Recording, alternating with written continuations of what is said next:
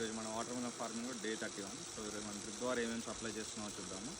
So first వచ్చేసి మనం 1261 ఇస్తున్నాము. సో ఇది పర్ ఎకర్ వచ్చేసి 3 kg ఇస్తున్నాము. దీంతో పాటు జీన్స్ ఇస్తున్నాము. సో ఇది కూడా పర్ ఎకర్ 3 kg ఇస్తున్నాము.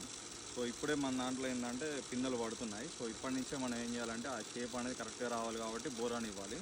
సో ప్రజెంట్ అయితే మనం ఏరీస్ వాళ్ళది బోరాన్ 20% ఇస్తున్నాము. సో ఇది వచ్చేసి పర్ ఎకర్ 1/2 kg ఇస్తున్నాము. సో వీటితో పాటు మనం ఏం చేసామంటే డే 28 రోజు కొన్ని మార్కింగ్స్ చేసాము. సో అసలు గ్రోత్ అనేది ఎలా జరుగుతుందో ఒకసారి మనం 28 డే రోజు పెట్టాము. సో ఇది కూడా ఆల్మోస్ట్ ఒక 7 to 8 ఇంచెస్ గ్రో అయింది. సో ఇక్కడ కూడా మనం ఇది వచ్చేసి మనము 28 రోజు పెట్టాము. సో ఇది కూడా ఆల్మోస్ట్ ఒక 8 to 9 ఇంచెస్ వరకు ఉంది. సో ఇది ఇంకొకటి పెట్టాము. సో ఇది కూడా ఆల్మోస్ట్ ఒక 7 to 8 ఇంచెస్.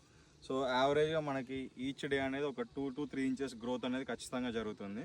సో దీని ద్వారా మనం ఏమనుకోవచ్చు అంటే సో మనం ఇచ్చిన ఫర్టిలైజర్ అనేది ఖచ్చితంగా తీసుకొని ఈ గ్రోత్ అనేది చూపిస్తుంది. సో మనం ఇది డైలీ చెక్ చేసుకోవడం వల్ల ఏంటంటే మనం ఇచ్చే ఫర్టిలైజర్ అనేది దీనికి ఈ స్టేజ్లో కరెక్ట్గా యూజ్ అవుతుందా లేదా, అది తీసుకుంటుందా లేదా అనేది దీని ద్వారా ఇట్లా తెలుసుకోవచ్చు.